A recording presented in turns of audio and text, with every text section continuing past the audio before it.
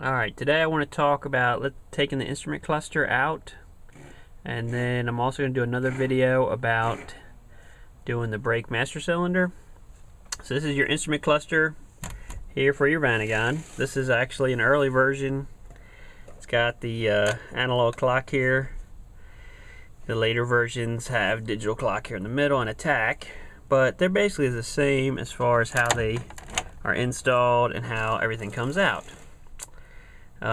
The first step is removing this cover that covers over the top of the instrument cluster itself. If you reach back here with your hand, you'll feel there's like an indentation on this side and there's one on this side over here. Okay, usually it takes both hands. You grab both of these, you pull up, and the cover fights you somewhat and comes off. This one already was pre-loosened, so it came right off. Now when you look down in here, we've got this plastic sheeting here. You definitely want to keep that for the future. Do not throw that in the trash. That keeps dust and everything out of here. This is your brake fluid level sender. You want to unplug that. That will let you take your sheeting off.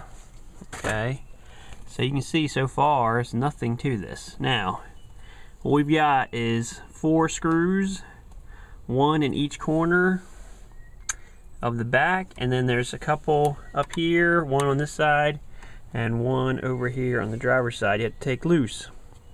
In order to do that, you're gonna have to unplug some stuff. Let me get over here.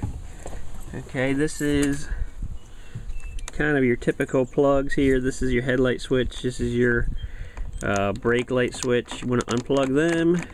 Okay, here's the screw I was talking about. You can get to that without unplugging anything.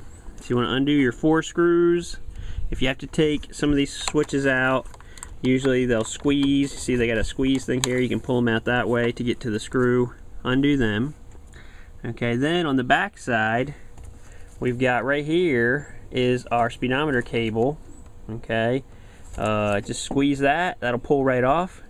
And then over here on the other side, once you get it loose and it starts coming out, there is also a wide plug about this wide. It's plastic.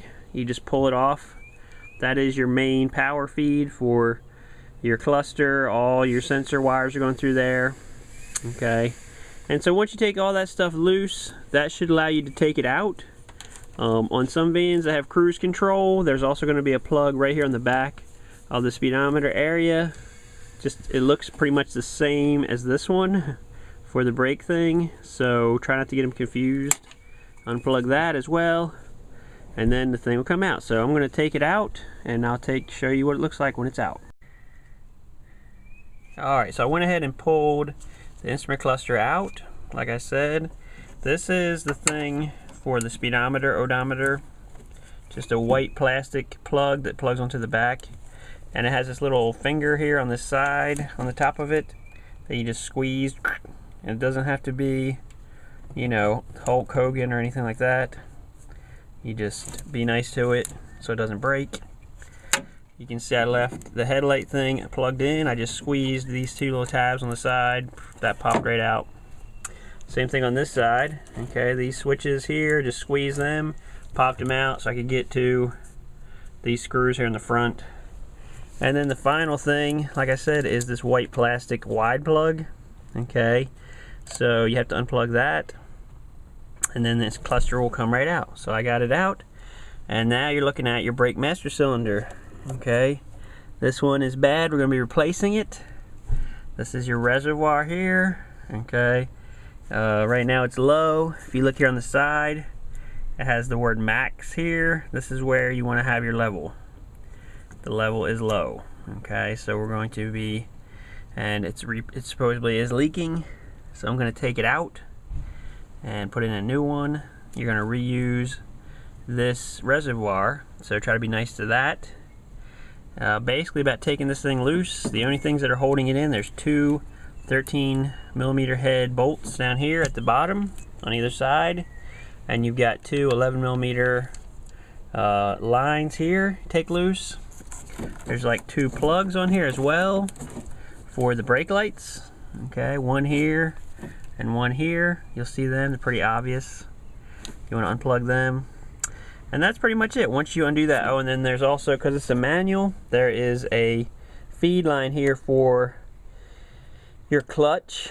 Okay, so you want to unhook this as well. Now, if this is an automatic, this would not be here. There would just be like a T sticking out here, but it would be closed off. Okay, so that's about it for brake master cylinder. I'm going to try to get it loose, get it out of here, and I will show you some more when we get it out. Alright, thanks. Alright, so I actually went ahead and put the new master cylinder in. You can see it right here. When you go to change out the master cylinder, you want to make sure that you have the right brake switches. Okay, some of them have 2 prongs like this old one, or the old one did on this one, and some of them have 3. Well, the new one I got had 3 prong switches already on it, but I had to get 2 prong switches so that it would be compatible with the car. So you want to make sure about that. You know, before you even start doing this job, I would see how many prong switches you have, and then do accordingly. If you could reuse the old ones, but who knows how good they are. I put 2 brand new ones on this car just to make sure there's no problems.